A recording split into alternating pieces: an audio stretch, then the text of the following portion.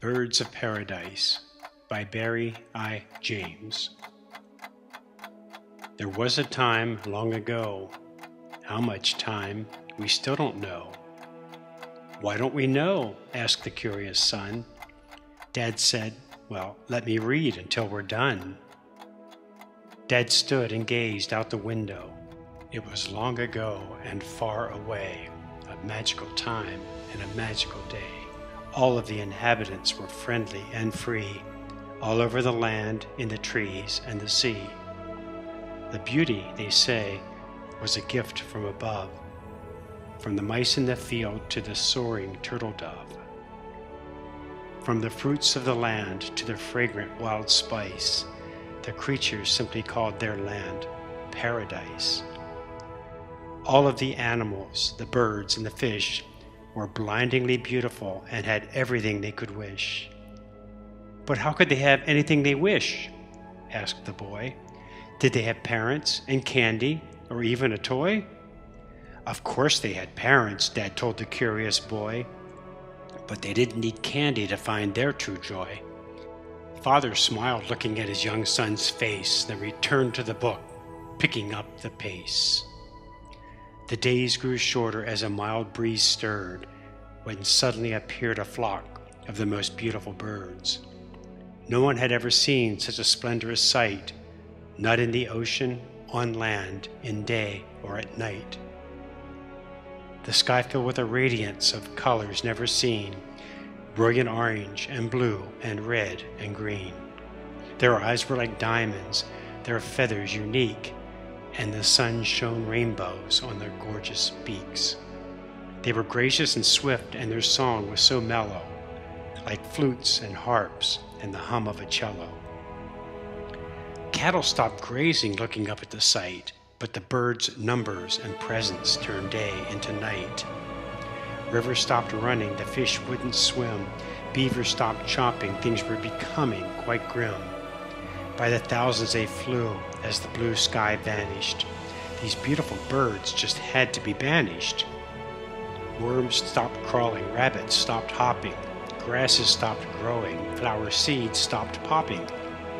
For days and for days the flying persisted, and the beauty of paradise no longer existed. Ravaged from no sleep, getting weak from not eating, the inhabitants of paradise called for a meeting. They are beautiful, I know, said Al, who was mayor, but unless we stop staring, we haven't a prayer. Our food's running out because no one is working. I don't hoot at night and my cousins aren't chirping. Our fishes no longer swim in their schools. Our nature has changed. It's like there are no rules. We agree with you, Al. We are paralyzed by staring. Do you have a plan? Is it something worth sharing? I do know of someone, an unlikely friend, who could bring the end of this beginning, or the beginning of this end. All of the creatures were puzzled by such an unusual statement, but one thing for sure, they were becoming impatient. It's a witch I once met in a deep, dark cave. She was sick, she was starving, and couldn't behave.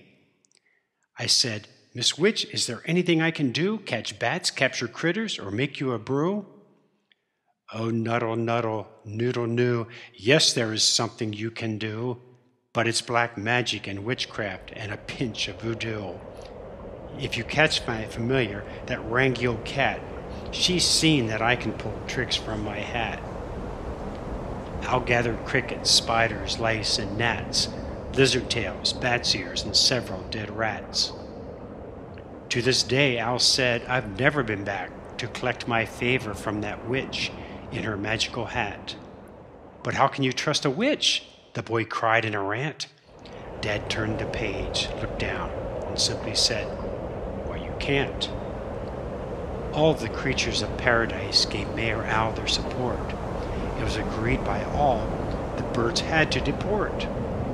For days Mayor Al flew during that month of September. Could he find her cave? Would she help? Would she even remember? On day 4, up on a hill, a mighty cave appeared.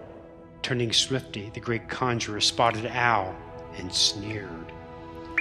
The owl explained his dilemma, speaking of birds in the sky, of no food, no sleep, no working, no sun, then just gasped with a sigh. Arrangements were made and debts were due, as a curdled steamy blob of something was brewed. 3 days and nights the cauldron bubbled and belched as the ugliest vermin swirled and squelched. The cave turned green and the candles went dim as a potion for the invaders rose to the brim. Oh, Nuddle, Nuddle, Noodle, Noo, I've got something special for you, my pretty feather fowl. What now will I do? Oh, Nuddle, Nuddle, Noodle, Noo.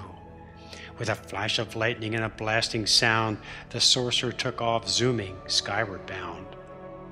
With as much power as a spell could warrant, a large flash cursed the birds with an electrical torrent.